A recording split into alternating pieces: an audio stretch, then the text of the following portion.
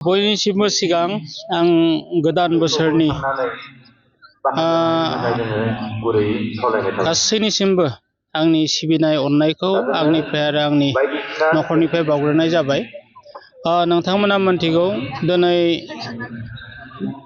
2026 मायथाइनि 2 जानुवारि आरो दिनैनिफ्राय बरबरि गुदि थुनलाइ आफाद आरो बरबरि दखरा दुलाराय बर' फरायसा आफादनि सनाथि फोरबो फालिथाय बोसोरारि जथुम्मा आरो बे बोसोरारि जथुम्मायाव दिनैनि गिबि सानाव जों गोबां सायनासालि बेखेवनाय, गुबै हाब्लां बेखेवनाय, जामुंसालि बेखेवनाय बेफोरबायदि हाबाफारिया दंमोन।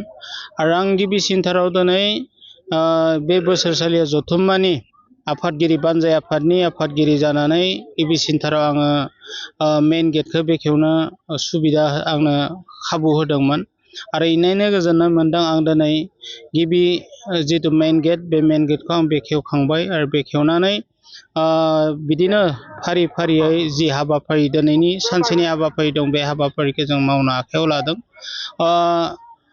दामानि जों गासैबो जिफोर मावनो गोनां हाबाफारिमोन बे हाबाफारिखौ जों फोजोबबाय होननानै बुंनांगोन। जों दान्दिसे उनावनो जों काबादि खेला, भलिबल खेला बेफोरबायदिखौ जों बेखेवगोन आरो बेनिबो जों बेखेवगिरिफोरखौ लिंहरदों।